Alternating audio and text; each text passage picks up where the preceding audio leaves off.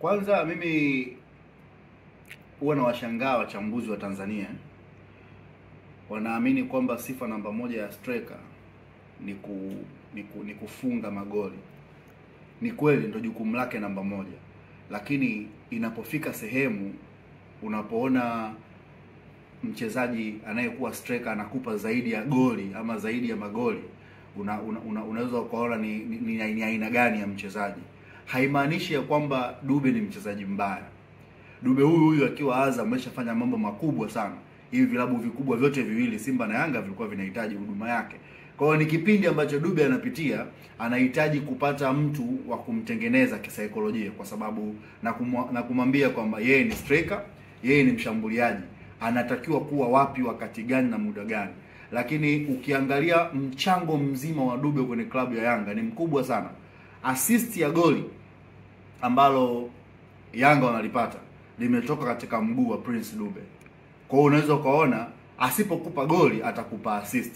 Of course anakosa magoli mengi kwa sababu mara nyingi anakutwa off guard, kwa sababu anakuwa yuko nje ya box ama eneo la ushambuliaji, kwa sababu anakuwa ana move uwanja mzima. Na hapa sasa ndio unatakiwa umpate mwalimu mwenye akili kungamua uwezo wa mchezaji na kuona okay, kwa sababu wewe Dube una uwezo wa kurotate, basi utacheza kama namba 10 au utacheza kama wing, kama ambavyo watu wamemconvert Mzize kutoka kwenye striker. Sasa hivi ana uwezo wa kutokea pembeni na bado akakupa kitu.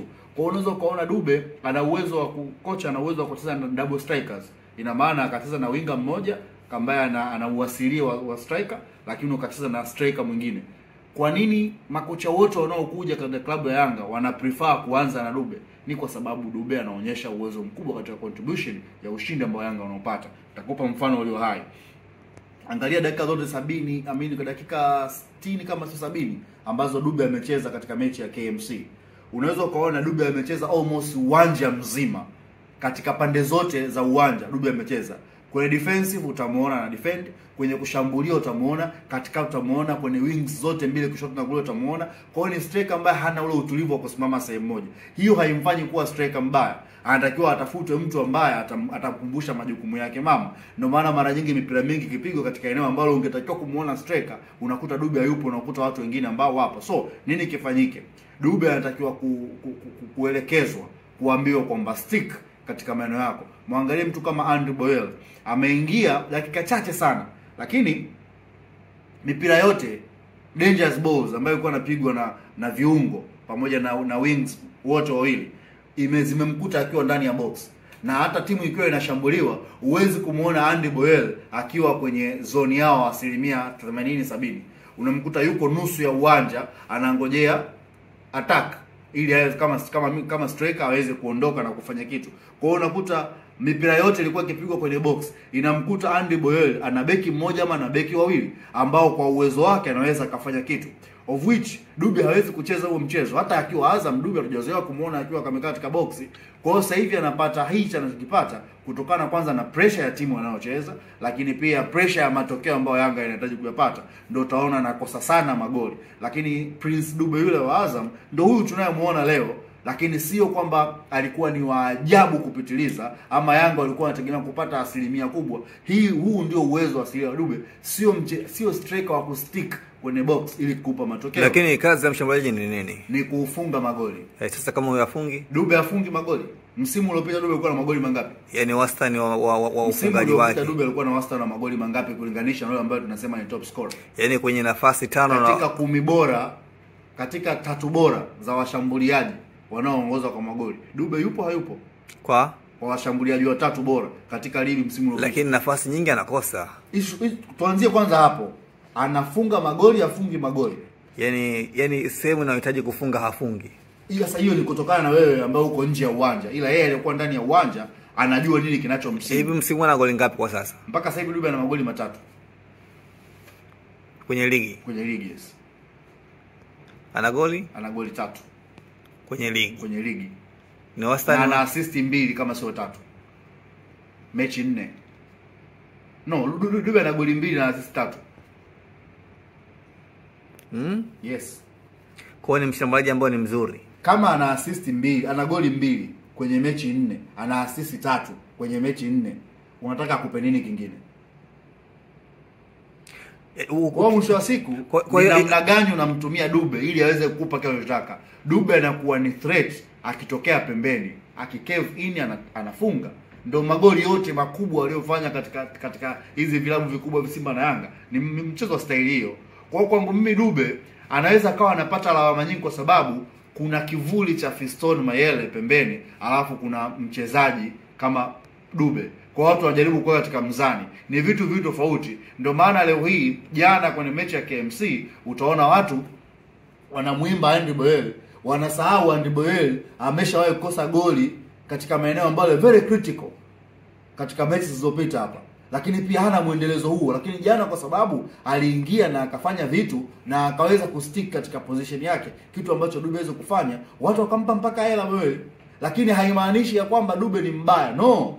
Kinachotokea hapa ni kumtengenezea pressure na confidence Dube kwamba hichi anachokifanya huyu ndio unatakiwa ukifanye wewe, ukae pale kwenye box. Sijui kama unaelewa. Kwa hiyo kwangu mimi Dube bado atabaki kuwa striker namba 1 katika klabu ya Yanga, na kama unabisha mechi inayofuata Dube ataanza pale mbele na sio Andy Boyel.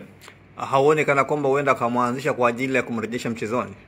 Ataanzishwa kwa sababu ya uwezo wake, sio kwa sababu ya kutaka kurudishwa mchezoni. Striker ambaye akikosa kukupa goli na kukupa assist, unasemaje ni mbaya? Sawa, anakosa magoli mengi, ni kweli. Je, anakosa au magoli katika situation zipi? Yaani Dube angekuwa ni mchezaji ambaye anasubiri mpira uje kwenye box, kuna vitu ambavyo anavifanya sasa hivi asingekuwa anavifanya, na alama ambazo anapoa sasa hivi asingepewa. Lakini Dube huyu anafika sehemu anakosa utulivu kwa sababu amekaa katika mazingira ambayo sio sahihi.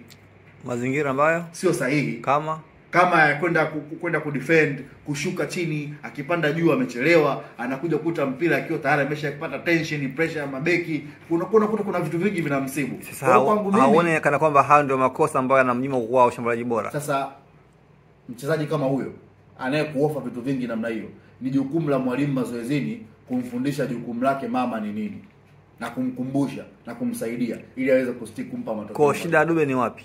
Shida ya Dube hana shida yoyote, ni namna tu ya kumtumia na mwalimu kumsaidia basi. Kwa sababu akikosa goli anakupa assist, wewe kuniambia ana shida. Yaani anapata nafasi 5 anafunga 1. Ama anakupa assist. Ama asifunge kabisa. Na inawezekana sio mchezaji wa kwanza. Lakini total contribution ya Dube kwenye uwanja, akiwepo na asipokuwepo, huwa inaonekanaga. Sasa unakwenda kwenye michuano ya kimataifa, mnakwenda kuumana dhidi ya timu ya Al Ahly. Hawezi kubehave hivi. Hawezi kuwa hivi alivyo. Kwa nini sasa? Kwa sababu tayari tension yake pia imebadilika. Mimi nakwambia hivi, tunakwenda mechi na FAR Rabat Zanzibar. Ndio. Tarehe 22. Dube atasimama pale mbele kama striker. Na tutarudi hapa kwenye hii studio kuja kuzungumza tena. FAR Rabat inakwenda kumintroduce Prince Mpumelelo Dube. Dube huyu. FAR Rabat inakwenda kuwanyamazisha mashabiki wote na wachambuzi wote waliowahi kumkatia tamaa Prince. Kwa hiyo kwa Yanga kwa sasa hakuna mshambuliaji kama Dube. Hakuna mshambuliaji kama Dube katika klabu ya Yanga. Kama yupo, wewe uniambie ni yupi. Kwa hiyo Dube na bado nakwenda na nani? Bado nitakwenda na Dube 100%. Na mechi ya Zanzibar, Yanga zidi ya FAR Rabat, Dube anakwenda kuonyesha ulimwengu na Afrika. Hauoni kana kwamba yeye ni mfungaji, hauoni kana kwamba Yanga inahitaji mshambuliaji bora zaidi ya Prince Dube? Kila klabu inahitaji kuwa na washambuliaji ambao wana uwezo wa kushindana. Huyu ni daraja gani Dube kwa Yanga? Daraja la juu. Sawa la kati. Daraja la kati ni Andy Boyel.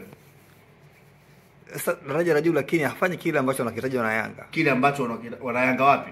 Si wana Yanga mashabiki. Mwalimu anamwanzisha Kwa sababu kuna baadhi yao wanatamani kwamba hata kuacha aachwe.